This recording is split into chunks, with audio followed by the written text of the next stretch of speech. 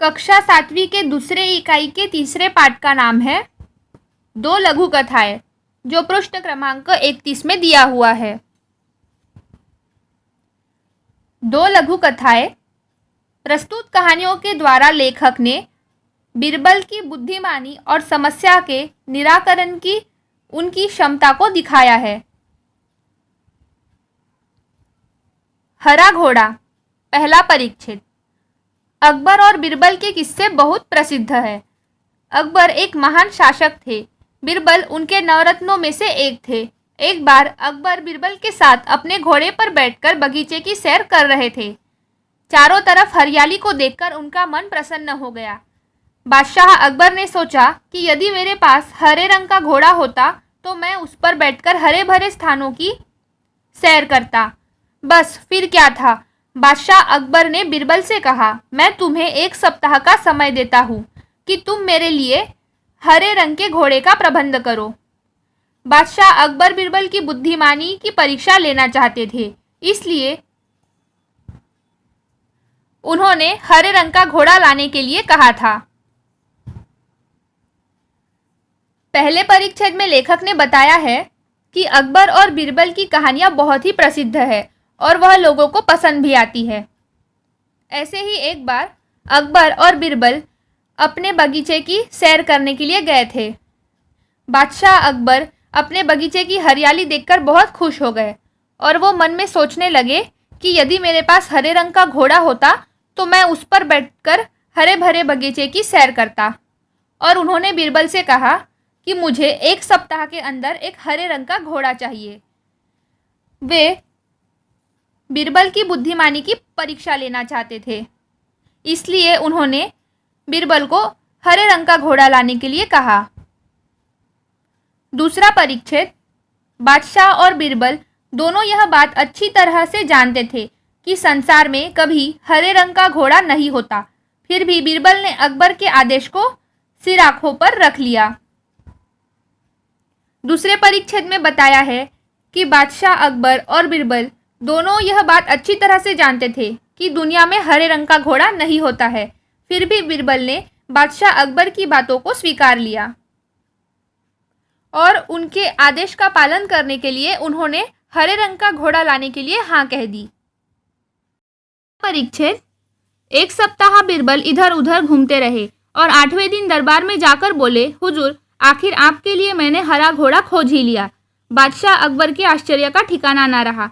वे सोचने लगे कि जब हरा घोड़ा होता ही नहीं तो बीरबल ने कैसे खोज लिया। उन्हें विश्वास नहीं हुआ। फिर भी उत्सुकता से कहा, बीरबल, हरा घोड़ा कहाँ है? मैं उसे तुरंत ही देखना चाहता हूँ। इस परिच्छेद में बताया गया है कि फिर 1 सप्ताह बाद बीरबल दरबार में गए और उन्होंने कहा कि हुजूर, मैंने आपके लिए हरे रंग का घोड़ा ढूंढ लिया है। यह सुनकर बादशाह अकबर बहुत ही आश्चर्यचकित हो गए। उन्हें विश्वास नहीं हुआ। फिर भी उन्होंने उत्सुकता से कहा कि बीरबल, मैं उस हरे रंग के घोड़े को देखना चाहता हूँ। अगला परिच्छेद।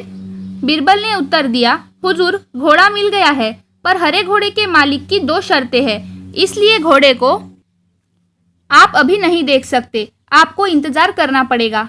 कैसी शर्तें? बादशाह ने पूछा। इस परिच्छेद में बताया गया है कि फिर बीरबल ने बादशाह अकबर को उत्तर देते हुए कहा कि हुजूर, घोड़े के मालिक की कुछ शर्तें हैं और वो शर्तें मानने के बाद ही आप उस घोड़े को देख सकते हैं। अगला परिच्छेद। बीरबल ने जवाब दिया, पहली शर्त यह है कि बादशाह को घोड़ा लेने वहां स्वयं ही जाना पड़ेगा। दूसरी शर्त यह है कि हुजूर, जब घोड़े का रंग दूसरे घोड़ों से अलग है तो घोड़े को देखने का दिन भी अलग ही होना चाहिए, यानी सप्ताह के 7 दिनों के अलावा आप घोड़े को किसी भी दिन देख सकते हैं। जब बादशाह ने बीरबल की दूसरी शर्त सुनी तो वे बीरबल का मुख देखने लगे। उन्होंने मन ही मन सोचा, 7 दिनों से अलग कौन सा दिन होगा? तब बीरबल बोले, हुजूर, यदि आपको हरा घोड़ा चाहिए तो दोनों शर्तें माननी ही पड़ेगी। बादशाह अकबर निरुत्तर हो गए।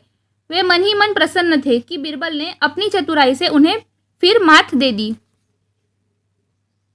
इस परिच्छेद में बताया है कि बीरबल ने फिर बताया बादशाह अकबर को कि पहली शर्त यह है कि आप उस घोड़े को लेने स्वयं जाएंगे और दूसरी शर्त यह है कि उस घोड़े को आप 7 दिनों के अलावा किसी भी दिन देख सकते हैं, यह सुनकर बादशाह अकबर निरुत्तर हो गए। वे मन में सोचने लगे कि 7 दिनों के अलावा कोई अलग दिन होता ही नहीं है, और वे मन ही मन प्रसन्न हो गए कि बीरबल ने अपनी चतुराई से उन्हें फिर से मात दे दी।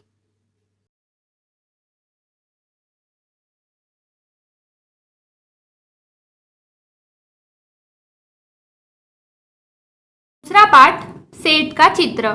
पहला परिच्छेद। बहुत पहले की बात है, एक सेठ था। वह बहुत ही कंजूस था। एक दमड़ी भी खर्च करते समय उसके प्राण निकल जाते थे। वह काम कराने के बाद भी लोगों को पैसे देने में परेशान करता था। एक बार उसने एक चित्रकार से अपना चित्र बनवाया। जब चित्रकार ने पैसे मांगे तो सेठ ने कह दिया, चित्र ठीक से नहीं है, दोबारा बनाकर लाओ। चित्रकार ने कई बार चित्र बनाए, लेकिन वह कंजूस सेठ हर बार कह देता कि चित्र ठीक नहीं है।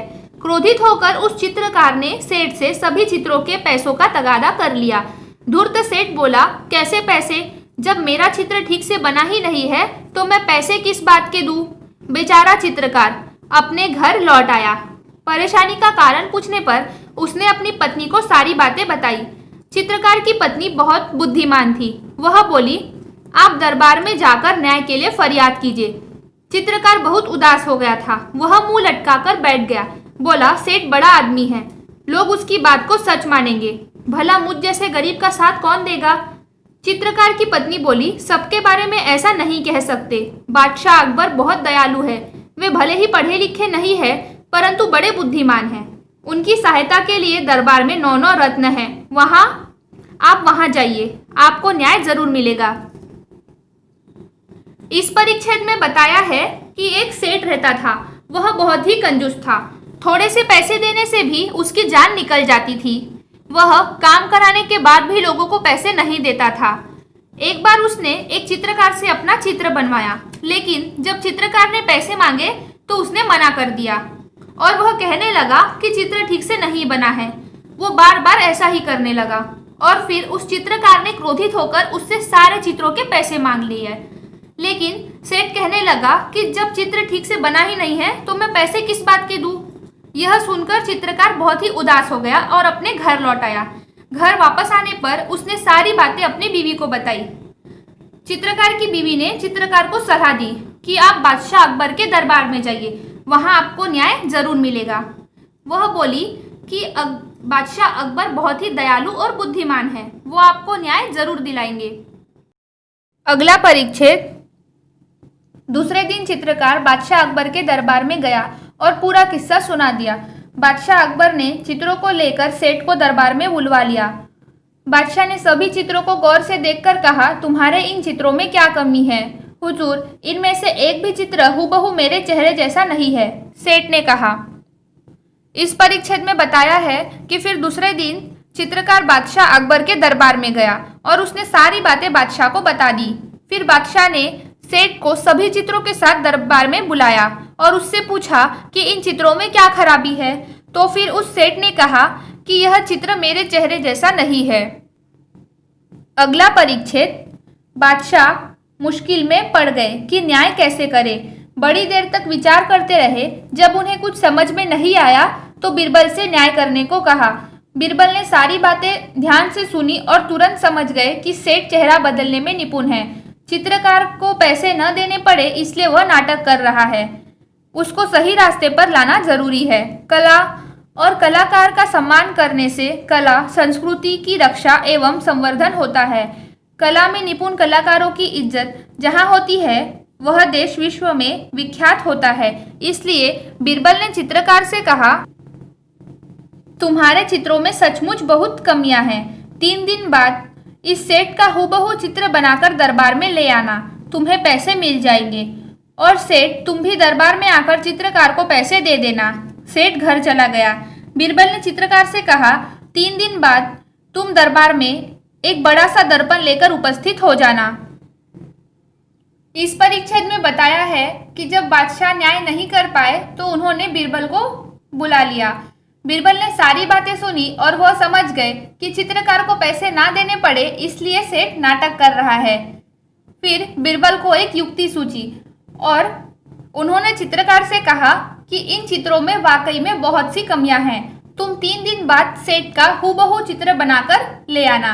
और सेठ से कहा कि सेठ तुम भी 3 दिन बाद दरबार में आकर चित्रकार को उसके पैसे दे देना। यह सब सुनकर सेठ अपने घर चला गया और जब चित्रकार अपने घर लौट रहा था तब बीरबल ने उससे कहा कि 3 दिन बाद जब तुम दरबार में आओ तो अपने साथ एक बड़ा सा आईना लेकर आना। परिच्छेद। 3 दिन बाद चित्रकार दरबार में आया और सेठ के सामने दर्पण रखकर बोला, सेठ जी आपका चित्र तैयार है। सेठ अपना प्रतिबिंब देखकर बोला, परंतु यह तो दर्पण है। नहीं, यही तो असली चित्र है। बीरबल ने पूछा, सेठ जी यह तो तुम्हारा ही रूप है या नहीं? सेठ बोला, जी हाँ। इस परिच्छेद में बताया है कि जब 3 दिन बाद चित्रकार और सेठ दरबार में आए तो चित्रकार ने सेठ के सामने एक बड़ा सा दर्पण रख दिया और उससे कहा कि सेठ जी आपका चित्र तैयार है। परंतु वह देखकर सेठ ने कहा कि नहीं, यह तो मेरा प्रतिबिंब है। फिर बीरबल ने उस सेठ से पूछा कि यही तो तुम्हारा असली रूप है ना? और ऐसा कहते हुए बीरबल ने कहा, है या नहीं? अगला परिच्छेद। सेठ अपनी चालाकी पकड़े जाने पर बहुत लज्जित हुआ। उसने चित्रकार को उसका मेहनताना दे दिया। चित्रकार सभी को धन्यवाद देकर चला गया। बीरबल के न्याय से बादशाह अकबर बहुत खुश हुए। बादशाह अकबर की प्रत्येक समस्या का समाधान बीरबल अपनी बुद्धिमानी से फटाफट कर देते थे। यहाँ भी बीरबल ने दूध का दूध और पानी का पानी कर दिखाया था। इस परिच्छेद में बताया है कि जब सेठ की चालाकी पकड़ी गई तो वह अपने व्यवहार के लिए बहुत ही लज्जित हुए और उन्होंने चित्रकार को उसके सारे पैसे दे दिए और फिर चित्रकार भी सबको धन्यवाद देकर अपने घर लौट गया। बादशाह अकबर बीरबल के न्याय करने के तरीके से बहुत ही प्रसन्न थे क्योंकि वह प्रत्येक समस्या का समाधान अपनी बुद्धिमानी से फटाफट कर देते थे।